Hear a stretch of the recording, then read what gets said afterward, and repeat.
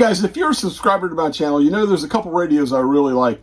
And they're made by Xiegu. Now, there's a lot out there. A lot of people love these radios. A lot of people don't love these radios. I want to show you what I've got, talk about my Xiegu radios. And I just bought a new one. I want to share that one with you as well. And kind of go over my thoughts on why I think the Xiegu brand is a good starting point for someone that's just getting into HF, a new ham, or someone that's just wanting to get into like QRP and low power and don't want to spend a lot of money but want some quality. And yeah, I know they're made in China, and there's a lot of people that say I won't buy anything from China. That's fine. That's your, your prerogative. You do it the way you want to. I personally like this brand, and I think a lot of it.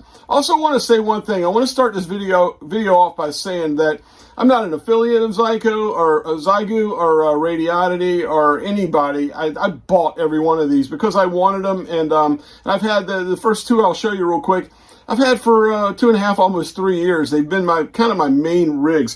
First one I want to talk about is the little X6100, the Xiegu X6100. Pretty cool little 5-watt QRP radio. I like this. I have used this radio around all over the world. I've taken it to on the beach in Hawaii, in Kauai, Hawaii. I think I made my first QRP, true 5-watt SSB QRP contact with this radio, and fell in love with low power because of this little radio. I love it. I enjoy it. And then it's been across over to Europe with me a couple times, to Poland. I really like it, and I like it on kind of giveaway of the new radio there, the X6100, X6100, I'm sorry. But I have the, when I first got this radio, I purchased the Xiegu XPA 125B amp, and it's basically a 100-watt amp. So I used to use just this radio with this amplifier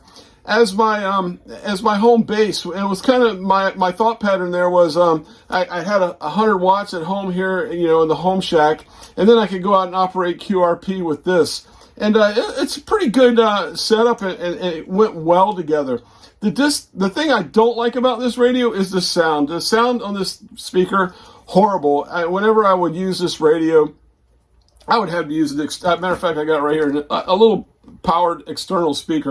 That helped greatly. One of the cool things though too is you can use this as an HT. You got a PTT button on it. You run the wire out, or even a short little whip if you want to do that. I've tried that a few times, and use this as an HT. So that was really my introduction to the Xiegu brand, was the X5100, and I still love it. Hey, it's got, just like all the Xiegus I have, it has a built-in ATU, an automatic tuner in it, and this thing will pretty much tune anything. So when I first got into QRP, this was my entry level to QRP radio, and I would never get rid of this radio. I love it. I still have used it here recently, and it's a lot of fun. It's a great radio. The other thing I really like, this is really my antenna analyzer now. I can plug this when I'm using other radios. I'll take this with it because it's so small, and I plug it in, and it'll give me an SWR sweep anywhere on any band, and so it's cool. It's got a lot of tools in it. It's a little QRP shack in a box. It really is.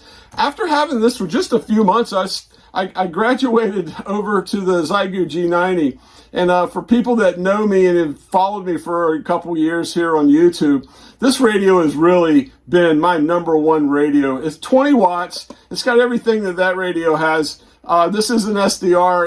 It's a tiny screen, with a waterfall and everything on it. But I've kind of added this knob here. I like that. I took off. This thing comes with these two big metal flaps. I travel so much. This thing has crossed the Atlantic Ocean to Europe and back with me 4 times.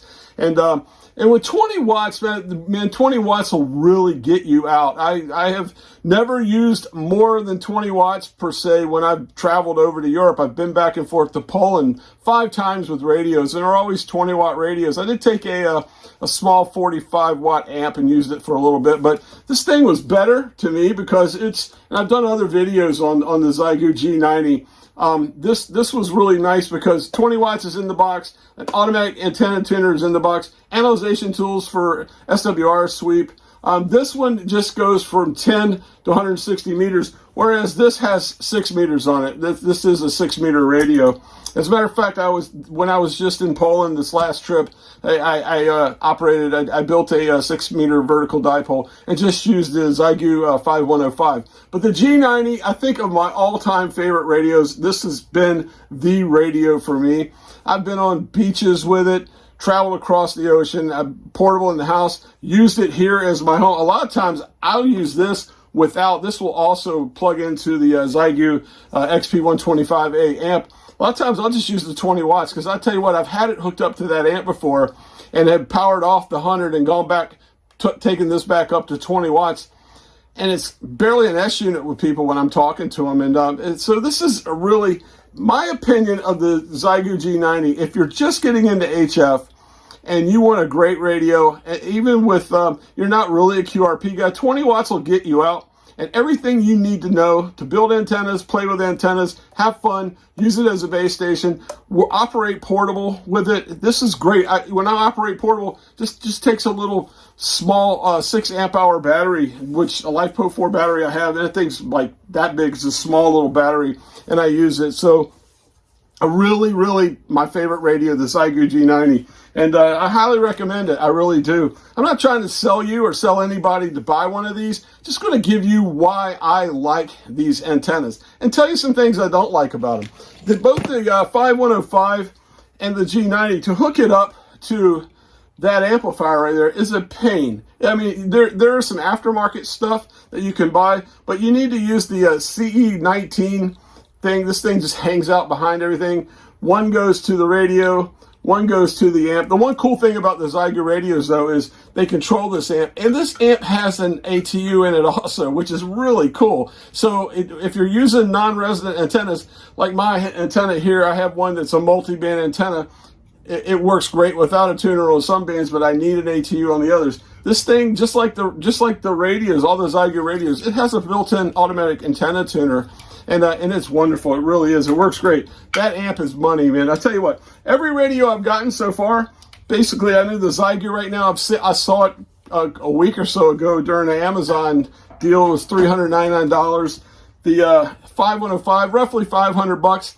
And now my new radio, I haven't cut this on yet. I haven't even hooked it up, basically. But this is the Xiegu X6100, X1600.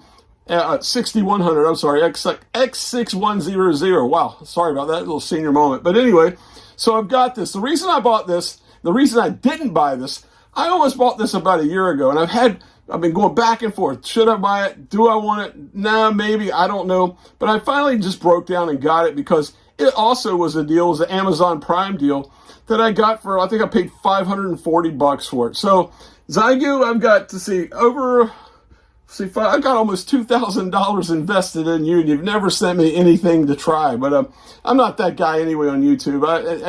If you see me with something, 99% of the time I bought it. But I'm really excited about this because with this big screen, this SDR radio with this big screen, I can hook it up to there. And this would be a much better home base station because now I've got the bigger SDR screen. I can see what's going on. It tunes better. This has 6 meters as well, just like the X5105. The one thing that the drawback and the reason I didn't buy this radio a long time ago was it has an internal battery, just like the X5105. I didn't mention that. It has a battery in it as well. The G90 does it. You have to use the battery. But with this battery, like basically about an 8-volt battery, you can only operate 5 watts with this. And being an SSB guy, that's kind of tough. And but it will put out 10 watts SSB with an external battery. I finally just said, the heck with it. I'll buy it and use the little small battery that I use with the G90 and plug it in. So what I want to do is I'm going to plug this thing in for the first time, and I want to capture my first QSO on my Xiegu X6100 and see how well this thing will operate here in my home base station here. It's getting a little later in the afternoon, almost evening time, so we're getting close to the gray line. So I want to do that, put it together, and get on here. What I have here for my home setup here is I'm up on the 3rd floor. Out my back window, I have it's a metal roof, and it's a fire escape. So with on this fire escape, I have a handles, and on that I have the Sigma Eurocom HF360. It's a multi-band antenna. I have it pretty much tuned and locked in for 20 meters. It'll work everywhere from 6 to 80. I've done a video on this. I haven't had much luck below 40 meters on it. The higher bands, they do okay, and it works for me. It's a compromised antenna, but it works. So I want to plug this thing in to my home base antenna right here, and let's make our first QSO together. Stick around. One thing I didn't mention earlier is that I did talk about the C19. The cool thing about this is this has a single nice little PTT cable to operate the XPA 125B, and as you can see, automatically it talks to each other, so it knows exactly where it's at as far as what band it's on. It'll automatically switch bands and filters on this, whereas if you use this with a non-Xiegu radio, you'll have to manually switch the band. But pretty nice. So anyway, as you can see, one thing I really like about this this radio is that waterfall. Compared to what I was using with my G90, this is a blessing. So a lot easier, easier to follow waterfall. As you can see, a little bit of happening here on 20 meters. It's looking good. So I'll jump around here, see if I can see what's going on. Also, one thing I didn't show earlier is this uses the same mic as the X5100 and the G90. So let me jump around the band here and see if we can make some contacts.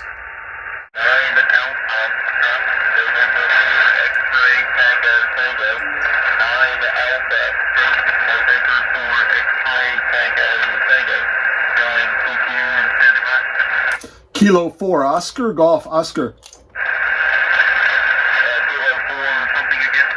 Yeah, Kilo 4, Oscar, Golf, Oscar.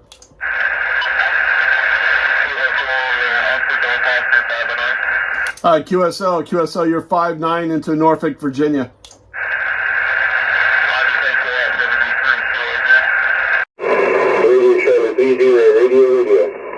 Kilo 4, Oscar, Golf, Oscar.